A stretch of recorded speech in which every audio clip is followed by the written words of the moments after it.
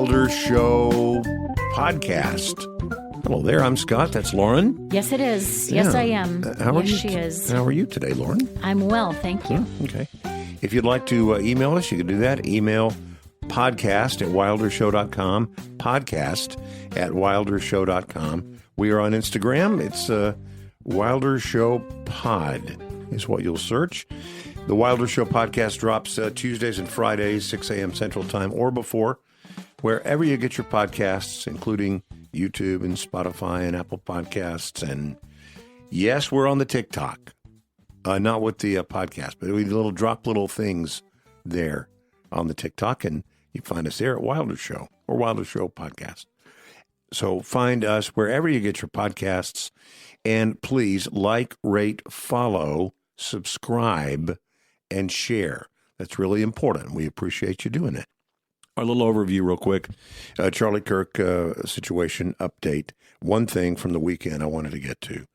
Rapture thoughts. Mm-hmm. I have some rapture thoughts. It didn't take place. It did not. I mean, we are still here, but so are the rest of you. So, yeah. Well, I mean, I knew when my mother was still here. It must not have happened. Yeah, it hasn't happened. The Dallas ICE shooting, we have to get into that at some point, and pretty interesting. The president was at the UN, and man, it was scorched earth. It was everything you'd fear. He literally he said, all your countries are going to hell. That is a quote from the president at the largest international body for peace, as he's addressing them. But there's an escalator gate and a teleprompter gate that we'll maybe say a word or two about. And the Great State Fair of Texas opens today. Is this the right venue for me to share the haiku that I wrote those many years ago? Will my answer have any bearing on whether or not you choose to do it? Not at all. So here we go. You remember a haiku is a poem. It has 3 lines. The first line has 5 syllables. Mm-hmm. The second line has 7 syllables. And the last line, third line, has 5 syllables. One little piece of information. This is written by someone who used to go to the State Fair of Texas back when there was a roller coaster, a rickety old white painted wooden roller coaster called the Comet. Yeah. That will play in a few syllables. And so here we go. The Great State Fair of Texas, a haiku by Scott Wilder. Corn dogs, turkey legs, memories of the comet, hot dogs and vomit. Thank you. Yay. Did you ever get to ride the Comet? You'd remember. I can't imagine I did. You would remember. I didn't go to the State Fair of Texas until 1989, and I'm fairly certain I was newly pregnant. So I probably would not have. I probably would not have. And I'm not much of a roller coaster devotee. Mm-hmm. Yeah. Okay. Yeah. Speaking of roller coasters, didn't we talked about the Conquistador at Six Flags, and I said they're closing it down, right? And I said good riddance. I never liked that ride anyway. They're putting up a new roller coaster at Six Flags over Texas. Yes, it will be a part of the 2026 65th anniversary celebration of Six Flags over Texas. It's called the Tormenta Rampaging Run. It will be a part of a new Spanish village that's going to be located in what is already there is the Spanish section. The whole section that will be called Rancho de la Tormenta, a new restaurant, and lots of fun stuff. And a very scary roller coaster. Rancho de la Tormenta. She's like a girl. Okay. It sounds like it's like the ranch of the tormented. Well, yeah. So it's the whole ranch is scary. Do you want to hear a couple of the things that make it record-breaking special? It's Sure. horrifying, really. Yeah, tell me. The tallest dive coaster. Okay. I'd never heard of one described as a dive coaster. I guess that means you just go straight. You do Straight down. for a period, yeah. 309 feet. The highest 95-degree beyond vertical drop. Okay. 285 feet. Fastest dive coaster, Go. 87 miles per hour. Oh, that's fast. Highest Immelman inversion. Okay. Does that make sense to you? No. But 218 feet. wow. The tallest vertical coaster loop, 179 feet. The longest dive coaster, 4,199 feet. I'm nauseated just looking at the picture of the thing. So I will not. I don't even want to go near it. I would go. You would? Yeah. I think the modern roller coasters, they feel safer. They're not as rickety. They don't really shove you around. You're so locked in. Yeah. Now, what I don't really like to do so much is to go backwards. Yeah. I'm not a big fan of those things that kind of dangle you and then make you go backwards. I don't like that so much. But I think I would do it. I don't even know what an Immelman inversion is. And just so you know, it's not that I feel like it wouldn't be safe. Yeah. I think I would survive Oh, it. sure. Yeah, I understand. But there's just nothing appealing about it to me at all. Six Flags and I are the same years old. Yeah. Isn't that something? Mm-hmm. They've been spruced up more than I. I was going to say they look a little bit younger. It gets a lot of maintenance, though. There's a whole crew maintaining. Yeah, I don't have a crew. The Charlie Kirk update. Now, I still have questions, bunches and bunches of questions, and more people have questions about this and about that, and what about the angle, and what about that apparently is you're not alone.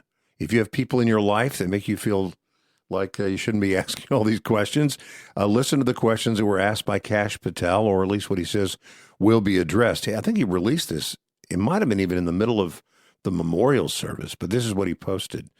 We are meticulously investigating theories and questions, including the location from where the shot was taken, the possibility of accomplices, the text message confession and related conversations, Discord chats, the angle of the shot and bullet impact, how the weapon was transported, hand gestures observed as potential signals near Charlie at the time of the assassination, and visitors to the alleged shooter's residence in the hours and days leading up to September 10, 2025. That was what Kash Patel posted. That's pretty comprehensive if they are going to do that. You can't really prosecute this guy if you're also leaving out there the possibilities that, well, it might be this and it might be this and don't really know about this and it could have been this. If you don't tie up these things, those things are all opportunities for the defense. So do you think that's irresponsible of him to publish to throw a list like that out there? Yeah. No, the list was already out there, whether it came from him or somebody else. What it can do is it can say, look, I told you all the things that we would do. And now when we come back to you and say, yeah, it's done. We answered all those questions. And it really was that one guy or whatever. You see, then they can say, no, we weren't solely concentrated on this one person.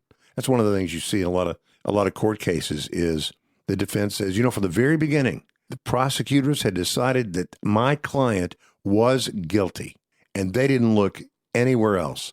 They were blinded. It was a rush to judgment. In this case, though, doesn't the fact that the kid said he did it, why would a lot of time be spent looking for other suspects? May I speak on behalf of those who immediately go to conspiracies who are listening right now? Sure.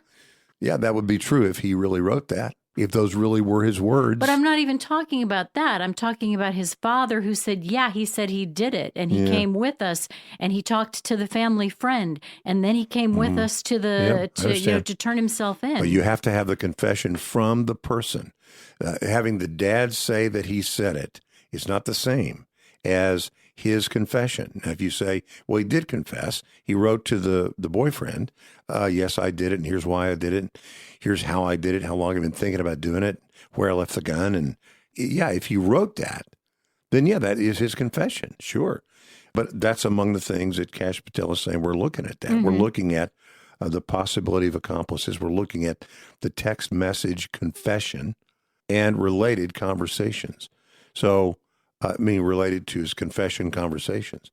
So, yeah, I don't think it's irresponsible to put it out there. I think it's good because you can say, yeah, we weren't solely focused on he's the one and we're not going to ask questions. We're asking, he would say, we're asking all the questions and we have them answered now. And so rest assured, it really was just him. But I think one of the interesting things is he mentioned the angle of the bullet, but he never mentioned the caliber of the bullet. And I think that's important. I know we were told that it was shot from a .30-06, but there are different opinions out there about that. But anyway, that's one thing he didn't put in there. But he did talk about the angle of the shot and the bullet impact, how the weapon was transported, and all those things. So I think that's really the only update. We know virtually nothing else. I was surprised, and I didn't think about it at the time, I think. All the pageantry and the fireworks going off at the memorial service. Yeah. It's kind of weird his parents weren't there, and his sister wasn't there. I thought it was kind of odd. I mean, we've not heard a word from them that I know of. Yeah, me Maybe either. we have. But it seems like if we had, it would be really somewhere where I would have seen it. I'm paying attention to stuff.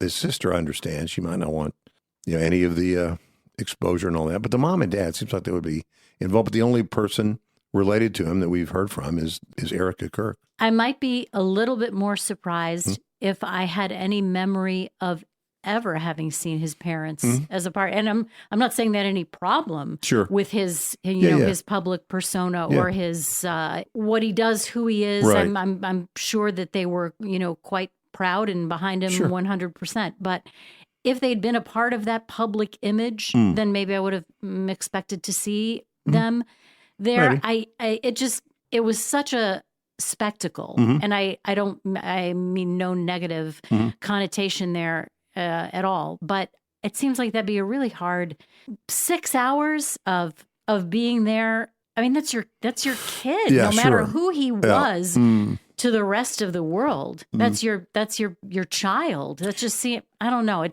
doesn't surprise me, I guess, that much that they wouldn't be there. Wouldn't have surprised me if they were there, but I certainly am not really surprised that they weren't. We see people that are victims of crimes all the time, and I'm always surprised. How can that dad give an interview and be on the news that night saying, my boy, look at how they mess with my boy or whatever. Yeah, maybe security reasons. I don't know. I don't know. Yeah, I don't know. But they probably are at risk. And don't want their face out there, maybe. I don't know. Rapture thoughts real quick. The rapture did not happen this last week.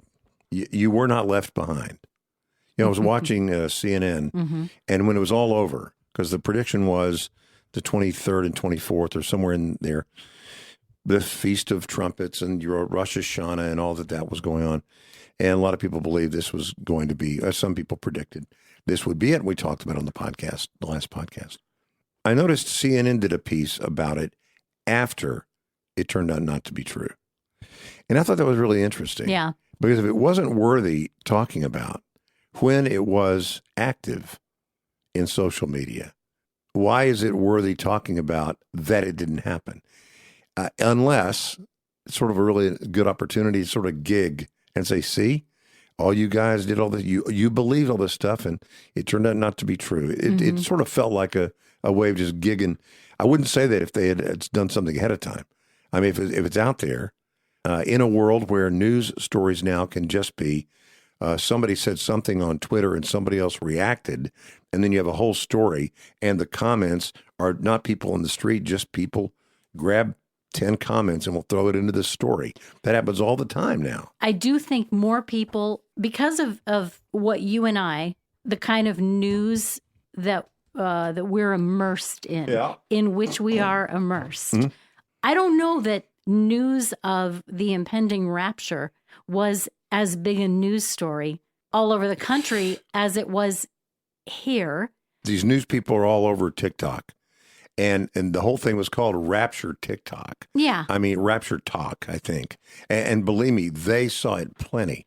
All those producers, all those EPs, they absolutely saw that. It was a trending thing in their lifeblood of information. Now, I'm not saying they necessarily should have done it, but I don't believe that we know that because we are interested in this kind of stuff. Yeah. Well, they apparently became really interested in something they had no knowledge of until it didn't happen.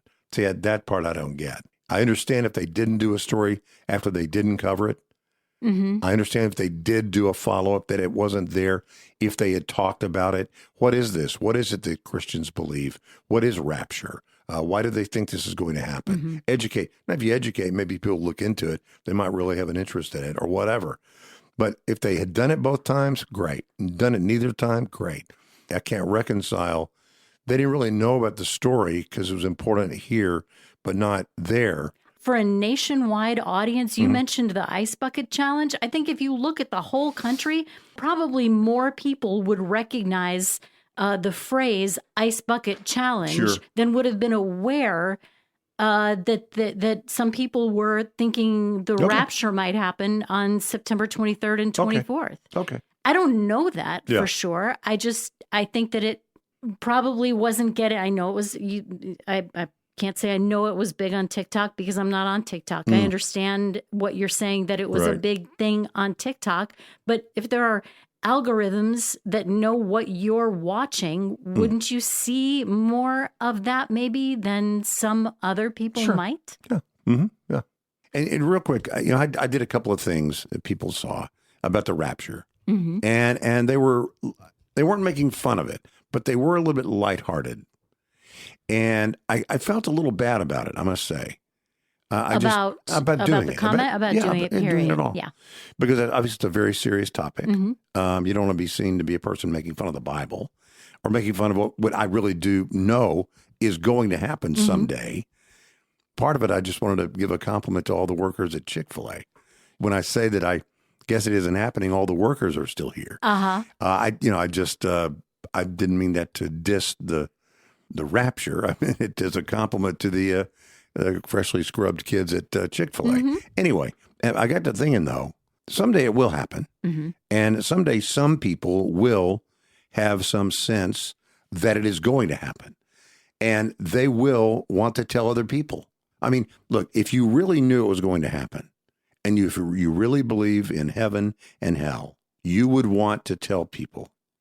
It would seem urgent to you. Sure. Some of these people, it was urgent to them. And they saw their little world of, Facebook or Instagram or whatever as their way to reach out and contact people.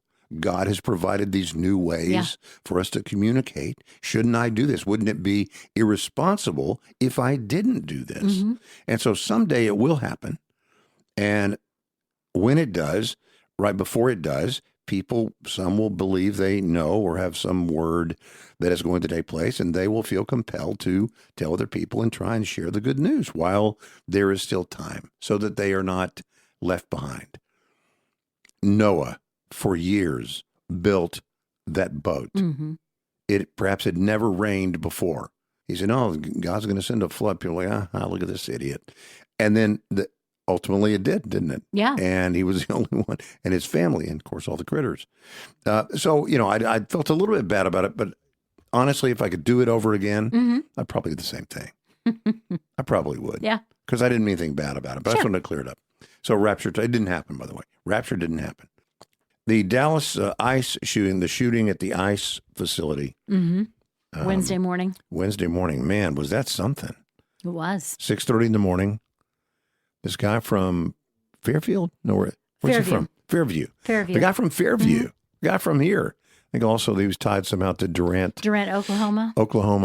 But he's 29 years old, I think. I think that's right. And ended up, taking his life there on the roof. But clearly, based on the writings and all the things, it was an anti-ICE thing. I want to be careful not to use the wrong words. I don't want to result in a ban from some of the social media places where you hear this. But you and I were in Minneapolis. It was right at the time of that Minneapolis shooting. It was. And it was 2 weeks or so before the Charlie Kirk assassination. And we were just walking downtown or something. And I looked up and there was a sign, I don't know, a no parking sign or something, just a street sign. And this no parking sign said, "Kiss ICE agents, but they didn't say kiss. Yeah. They said something else. Mm-hmm. And so when I saw this thing on Wednesday morning, I thought, that's it. Yeah. This kind of stuff, when people say things like this, when people say Nazis or fascists or existential threat to democracy, it's not a surprise that some crazy person, some nutcase, is going to say, you know what, I think I will. I think I'm going to take care of the country. Mm-hmm. I can do so. I finally can do something. I'm not a loser. And I will do this. Mm-hmm. I will kiss the ICE agents. Mm-hmm. That is what happened. Except it was it wasn't misleading. The guy was a sniper in the sense that he had a sniper rifle, based on the reports as of this taping. It was a sniper in the sense that he was sort of across the street and on a rooftop. You think of a sniper. But when I first heard about it, it might have been more accurate to say there was a shooting. It was a mass shooting with a sniper rifle. Because I think a sniper is you're really looking for one or two targets. He shot the place up 22, 29 different times. He shot into the building and shot into the vans. And this is a guy who is against ICE and for the illegal immigrants. Mm-hmm. And what happened? He ended up shooting 3 illegal immigrants, and one of them he killed. Yeah. So he didn't hurt anybody with ICE. He didn't harm anybody. He just killed the people he sought to represent. So just part of his crazy story. I'm sure there'll be more, but I don't see anything sort of weird, no weird attachments of strange. I mean, he had searched the Charlie Kirk stuff, saw the Charlie Kirk video. He had searched different ways to track ICE, ICE agents. He had looked up all of the Dallas ICE locations. And we know exactly where that building is. Yeah. And we used to work right across the street. Very close by. Yeah. So anyway, that is the latest update there. The president went to the UN, and it was scorched earth. He was just out there. And the speech started, it was a stumble out of the blocks because the teleprompter wasn't working. When the president got up there, the teleprompter wasn't working. Mm-hmm. And he said, I'm still very glad to be here, but obviously I'm not too happy about the teleprompter is not working. And he kind of made a joke about it. And people in the audience laughed, and the delegates or whatever, they laughed. He said, but the person in charge of the teleprompter is going to be in big trouble. And people laughed. But then he went on to just rip them up one side and down the other, talked about how these countries are sending all their losers into this country. He's talking to the people that are those countries. Uh-huh. He's saying countries that don't have a good immigration policy like we do. They're loser countries. He's talking to those people. And he says, looks at it and says, your countries are going to hell. So at least there's no misunderstanding about where he is falling. But before all that happened, and this is actually something that I do think somebody should look into. It sounds silly, but I'm sure you saw that as Donald and Melania Trump got on the escalator at the UN building to go up the escalator, it stopped. I mean, right then. It could not have been more like, are they on? They're on. Stop. Now, is that a huge deal? No, not a huge deal. But if that was done in sort of a weird, somebody's doing something Weisenheimer, whether it was done to our president or any other president, any other dignitary, that person absolutely should be fired. Yeah. Not put in jail, but they should be identified and fired. It seems like that would be easy enough to find out, wouldn't it? I think so. Well, who knows about things like stalling things and electrical magnet? I don't know about that kind of stuff. But it just if you look at it, it is. It sounds silly when you talk about it, but when you look at it, it is as soon as they get on, and he gets on after she does. So she's getting on. So it goes up, one little bump, and he's now on, and bang, stops right there. Now she just sort of takes off like, well, then I guess we're walking. and he's looking around like, what did you guys do to me? So you're always against me. But anyway, it was just sort of an odd thing that happened. Not criminal, No, just weird. But yeah, weird for sure. Oh, it is time for Scattershoot. Let's go.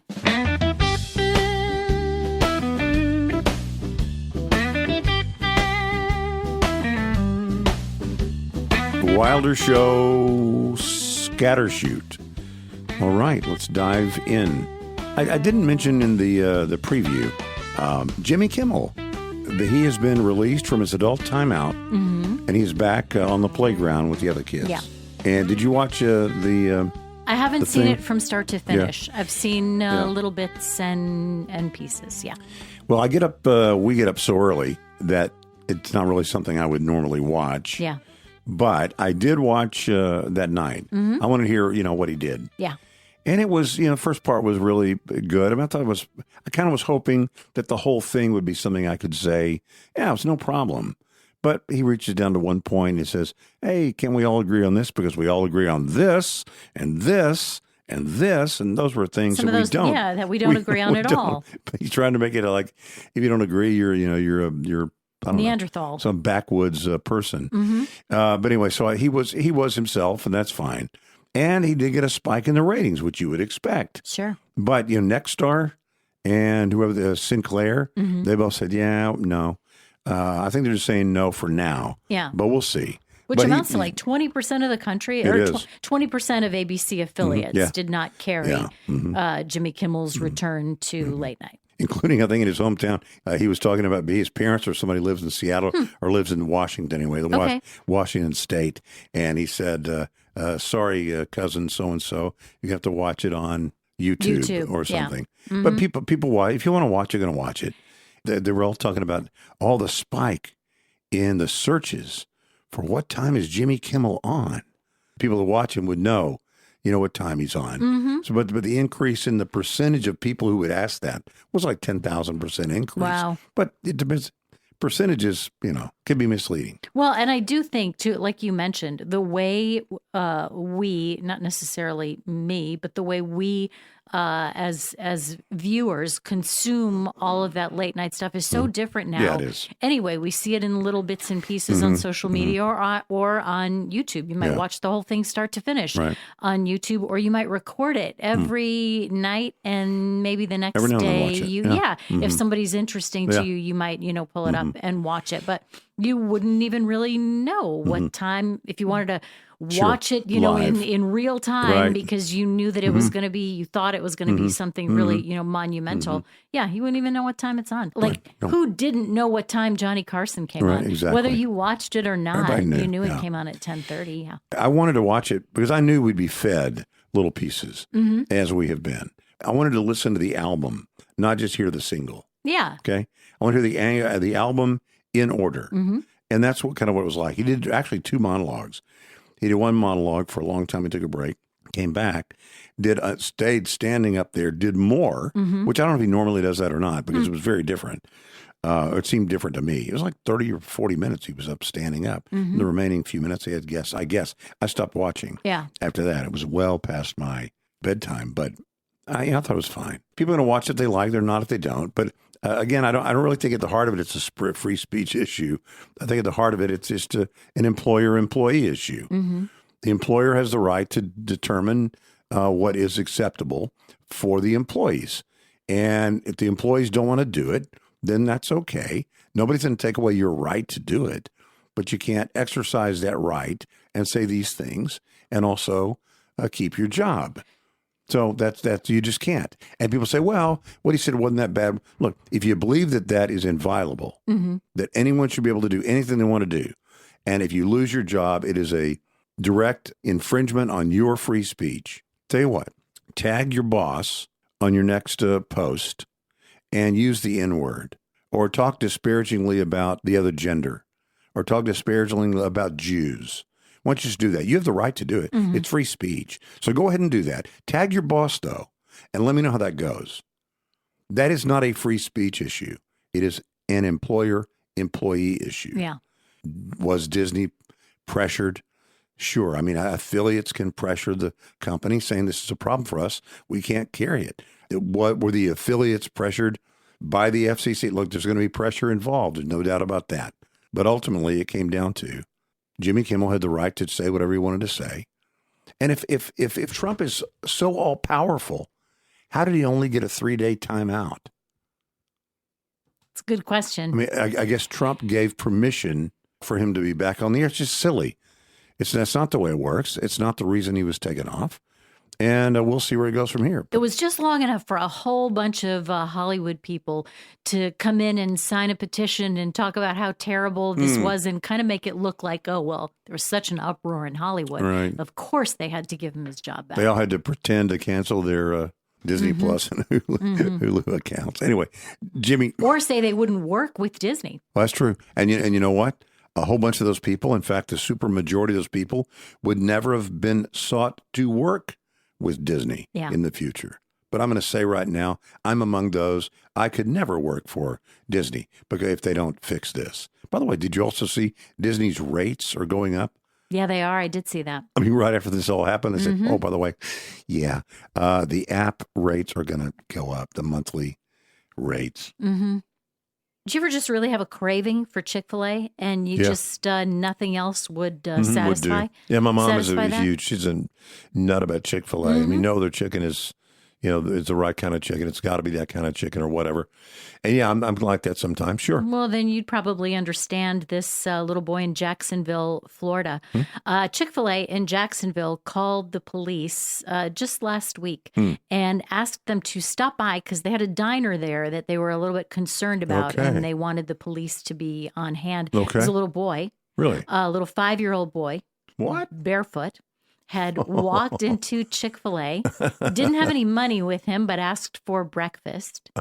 And so in an effort, to keep him there and keep him safe, they had no idea where he came from or why he was there alone. Yeah. So they gave him breakfast and he sat down in a booth and started eating and the police came and just asked him a few questions, figured out he had walked there from his home, which he pointed toward. He said, they said, where do you live? And he said, just right over there. He didn't know his parents' names, though, and he didn't know his parents' phone number. But he said, he could show them where he lived. So he got in the police car. Cute kid. Very able to articulate all of the necessary. I mean, he knew his name. His name was William. And he could tell him where he lived. He said there's a big white gate outside. So the police drove him home, and it was very close by. And William was able to point out the house. The first thing that the police were really confused by, though, is that there's a big white security gate in front of the house, and it was locked. And they couldn't figure out how did the kid even get out? So they managed to get the parents' attention. The parents were asleep inside. They didn't even know that William had gotten out of the house. He was so tiny. He got through the gate, like the rungs on the gate. So he squeezed through. Yeah. His mom said, well, he knew how to get there because we walked to Chick-fil-A all the time. So he knew exactly where he was going. He was just hungry, didn't want to wake up his parents, didn't want to bother them, or, maybe tried to. And they said, like parents might, just watch one more cartoon. Right. Just one more cartoon, and then we'll get up and make breakfast. And very independent little William decided to take himself to Chick-fil-A. And all was well. And, his mom took him back to the Chick-fil-A later, and the police came, and William had baked them cookies to say thank you for, for bringing me home, getting me home safely. But did your kids ever do anything? Not let themselves out of the house and escape. Although I've heard several stories from people I know about their kids doing that, wanting something from 7-Eleven and thinking, go. I'm just gonna go and I'll be back in a few minutes and they won't even know I'm gone. When Austin, my oldest, was about 18 months old, and he was sitting in a high chair and I was cooking dinner and I needed something to keep him happy and busy in the high chair for just a little while. This was the only kind of phone we had were landlines. Landlines, sure. I am that old. And I gave him this phone that he liked to play with. And it had, the receiver with the cord and the great big buttons and he liked to, pound on the buttons. And I handed it to him and he started playing with it. And I thought, I better unplug that from the wall. So unplugged the phone, which meant that if it did ring after that, I wasn't going to hear it. The only other phone we had at the time was in another room with the door shut on the other side of the house. Like 5 minutes after I give him the phone, the police come to the door. And I was a little bit nervous about what was going on. I opened the door and they said, did you call 911? Did anybody here call 911? And I said, no. And then it occurred to me, maybe Austin dialed 911, which he had done. Yeah. They had tried to call back immediately, which if they don't get somebody on the other end of the phone, they'll try to call back. They called back, but we didn't hear the phone because the phone was unplugged and the other one was far away. Oh my gosh. So they were very thorough. They walked through the entire house just in case. I mean, how creepy is this? In case I was telling them, no, everything was fine, but there was somebody in another part of the house who had told me to say that. They have to. They had to walk through the whole house, walked out in the backyard, made sure we were good. It's good. But yeah, that was the kind of the weird. I mean, I did almost lose a kid in a McDonald's once, but other than that, nothing. I mean, nobody not on purpose, ever, right? Not on purpose. Nobody ever left the house when they weren't supposed to. Even I think even through the teenage years, which I guess is better than if it had happened when they were little. William, the kid clearly doesn't understand you have to give money to get food. No, this little kid, he right? missed that part. But at least now he's familiar. They're familiar with him. So the next time he didn't have to walk. He could ride his big wheel. Yeah. And speaking of kids and not knowing your parents' names and all that kind of stuff, when I was a kid growing up, our address was 5510. Yeah. And the way my parents helped us remember it was 5 plus 5 is 10. Oh, great. Perfect. Yeah. So 5510 and then whatever. Now, when I had kids that were young, our address was 8835. But in those days, I don't know how I did this, but when we got the phone installed, I told AT&T or whoever it was, I said, I would like the last 4 digits of the phone number to be 8835. I remember that. Yeah. And so the phone number was, blank, blank, blank, 8835. And so you could tell the kids, here is your address. And also that is your same phone number. Perfect. And then one more tip for parents, make sure your kids all have a code word that only you and they or trusted people from you would know, that they are never to share with anyone. That they will ask someone, what is our family word? If somebody comes to pick you up and you don't know who they are. Yep. If I sent them, they're going to know that. They're going to know the word, right? Yeah. And you don't ever tell them what the word is. Right. So, and we've had that. We had an occasion. I'm not going to detail it, but we had an occasion to use that with an adult child. Really? Yeah. It was intense. It was really intense. Wow. And it was one of those things where, okay, you get hold of somebody. Let's say you finally get hold of somebody. Everybody's worried. You finally get hold of them. Or maybe they call you back on a phone that is not their phone. Yeah. And they say, hey, I'm fine. No big deal. I'm fine. That's a time where they say that word. And you know they're really fine. Yep. They weave that word into a conversation where you can know. So it's not just for little kids. It's a good thing to do for your family and have it be something that you could know, that if you could tell someone, just if the word is whatever. That's a great idea. Just find the word, make it your family word, make it be something that you could work into a sentence, but not something you would use commonly. And then that is the word that says, okay, they really are safe. They really are okay. And then we talk about it later. That is intense. Yeah, that was pretty intense.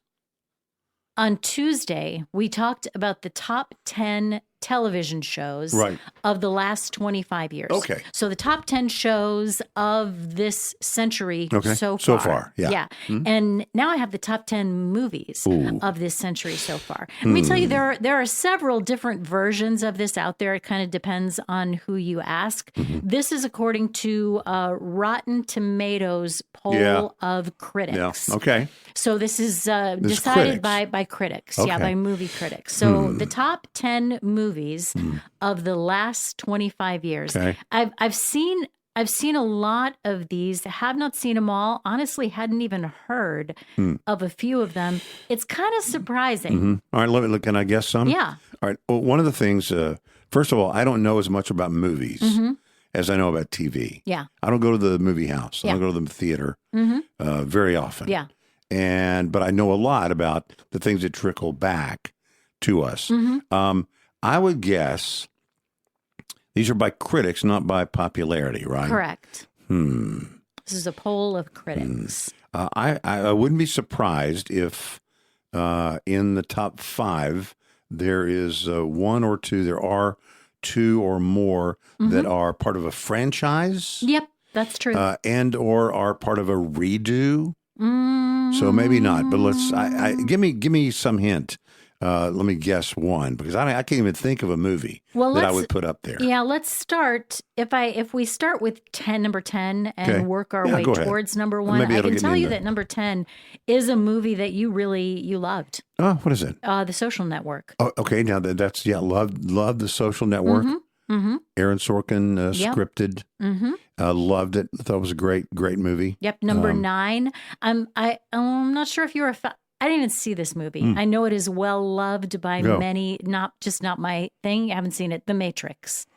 I saw The Matrix. Do you mean the original Matrix? The original. Yeah. The Matrix, which is a little bit confusing to me because it says 1999. Maybe it was made in 1999. But came out in 2000. Released in 2000. Yeah, maybe. Matrix you got to really kind of be into it. A lot of people are super into it, like they are about Star Wars or any of that other stuff.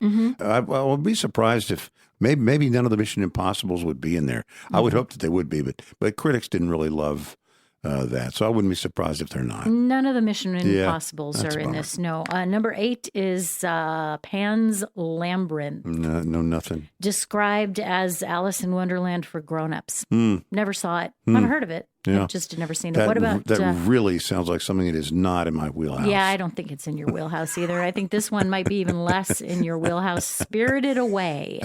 No. People talk about that though with great love and Spirited affection Away. What is that? And devotion. It's described as a dazzling, enchanting, and gorgeously drawn fairy tale. None of those words would be in something that would describe a movie you would love. Yeah, I think that will leave viewers a little more curious and fascinated by the world around them. Yeah, that's not you. Yeah, I mean, fairy tale, enchanting, coming of age story.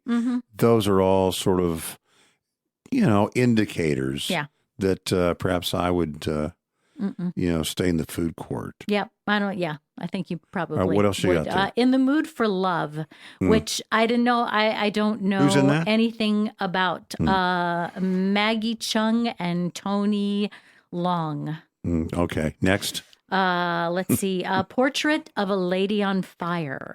That's number 5. Yeah, I don't think so. Next. I'm trying to see who is even in that. If there'd be any. This list. I don't. Yeah, that's not. I never saw that either. The Dark Knight, number 4. I do remember The Dark Knight. Saw The Dark Knight. Yeah, I like The Dark Knight. Yeah, I liked it. Number 3, Mulholland Drive. Okay, now you're talking about my buddy David Lynch. Yeah, very this weird guy, movie. Very weird movie. I want to be clear. Whenever we're talking about stuff that we're watching, we're not recommending. And we're not recommending any of it. Yeah. You do what you want to do. Be responsible for your choices. But I got to tell you, I have always enjoyed, not the right word, appreciated David Lynch's stuff. He has done some of the most bizarre things that have ever made. I mean, Eraserhead. I saw Eraserhead when I was in college. The Baylor Film Society in like 1981. Yeah. Had in the basement of Mars McLean building or wherever we were able to put a projector up. Yeah. I had that movie, Eraserhead. Such an odd. They would do classic films like Nosferatu, things like that. But so we talk about that or the whole Twin Peaks thing or any of the other things that David Lynch has done. But Mulholland Drive, that is a very interesting movie. It's so weird that you remember that from Eraserhead from Baylor. I remember a movie that I saw in a basement screening room at Stephen F. Austin. My first week at school. It was. I don't know if they showed movies once a week. I don't know if this was a special back to school thing or what it was, but it was the first Monday in October, it was Walter Matthau and Jill Clayburgh. And it was about I think it was loosely based on Sandra Day O'Connor and her, being the first female Supreme Court justice. Why do I remember that? I don't think it was a particularly memorable movie, but I remember seeing it there. I remember that time and place. Okay, number 2, Parasite. I did see this, and it's going to make me sound kind of dumb, I think. I didn't really Who's in that? Really What was it get about? I Parasite. think that it was, it came out in 2019. It was Bong Joon-ho, who had another movie, Mickey 17, was another movie of his that just came out this last year. I think Parasite might have won the Academy Award for Best Picture in 2019. Really? If it didn't win, I know it was nominated. Yeah, it just I didn't. It was a story about class and social positions, and it just Sounds incredibly entertaining. didn't really do anything for me, but that might be me. Number one, big surprise for me too. Did not see this. Mad Max Fury Road. Is that the one with Charlize Theron. Charlize Theron. Yeah, Nicholas Hoult, Tom Hardy. The Mad directed Max by George Miller. That whole Mad Max series. You know, I kind of liked it. The first one with Mel Gibson was, I thought, pretty interesting. I remember that one. Kind of interesting. Interesting concept. I kind of liked, but some of the stuff it's a redo. I just feel like, okay, really? Yeah. Do one more, and okay, now have a really pretty girl in charge. She's the one, and she got to have her head shaved. So we're doing some really kind of wild things. Yeah. You know, just one quick tie to the Baylor Film Society. I mean, they would show things like Nosferatu, which I think I mentioned. Yeah. And like Clockwork Orange. It's like, what? Yeah. So that movie is playing on the Baylor. Yeah, but it's sort of underground. But that was my very first thing I ever did on the radio. What? Was I did the promotional announcements for the movies that would come out once a month for the Baylor Film Society. Wow. Yeah, my roommate, Scott, was the president or vice president of the Baylor Film Society. It was a bunch of really smart people. I mean, I wasn't a part of it. Maybe I don't need to. Maybe that's redundant. It was really a bunch of really smart people, but I was rooming with a really smart person, and he said, "Hey, would you want to do these?" And I thought, yeah, that'd be kind of cool. And I remember going over there and using a record and have to time it just right. Everything's got to be taped just right, and then I'd go back to the dorm room. I'd call the radio station because I couldn't work on the radio station. I was a business major. Call the radio station, say, hey, when is that thing going to play? Then I would record that being played on the radio and then get on the phone with my mom and dad and say, listen to this. Man, oh man. Is that fun? So that was my very first thing I ever did. It was just a favor. The very first thing I ever did for radio. But I had an interest in radio forever. And then from there, I was like, oh, maybe I want to do something in this. It's kind of fun. Wow. Here we are 150 years later. Okay, so I know I said we would do the top 10, but I do want to bring up just one more because I know it's one of your favorites. Number 11, No Country for Old Men. Sister. That's a good one. Man, I'm telling you, that is a great, on 1,000 levels, that is a great movie. Yeah. Those Coen brothers, as they had the accents and the wording and all that down in Fargo, they had it down for Texas. So good. And Tommy Lee Jones, you know, I feel outmatched. I mean, all those things, Barry Corbin, that whole speech where he walks in and the cats are running around and Barry Corbin's there and Barry Corbin's dying of cancer and they have this conversation and Tommy Lee Jones, I feel outmatched. He says, "There's no country for old men." That's where the title came from. Anyway, man, that's one of my favorite all-time movies. There are parts of it that I don't like very much at all, but boy, their ability to get Texas. You know, we talked before. People talk about the Southern accent. There is no one Southern accent. No, well, that's the thing. Yeah. And I would say Texas does not have a Southern accent. A Southern accent is what I think of with Mississippi or maybe in Alabama or Georgia or South Carolina and things like that. Where they say "foa," what you boys here for? Well, nobody in Texas talks like that. You put your lips together and barely open them, and you kind of talk out of the side of your mouth. It's a little more Western. You know, for in Texas is FIR, not FORAH. That's true. Or FAFOWAH. So that anyway, but they have it down.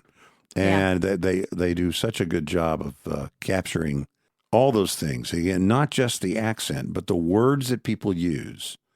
I'm glad you went to 11. I'm glad you turned it up to 11. Just and for we're, you. And we're not talking about the new Spinal Tap. Spinal Tap 2. That is the Wilder Show podcast. Instagram, find us at Wilder Show Pod. If you want to send us an email, just email to podcast@wildershow.com. The Wilder Show podcast drops Tuesdays and Fridays, 6 a.m. Central Time or before. It's Spotify, Apple Podcast, iHeart, Amazon, YouTube, a whole bunch I've never heard of. And also we are on the TikTok. So check it out and please do subscribe and follow. If you'll do that, it'll help us with the algorithm and all that. It helps other people find us more quickly, and we appreciate that quite a bit. So like, rate, follow, subscribe, and share. And Lauren, thank you. You bet. And we will see you next time. Da da da da da da da da da da da.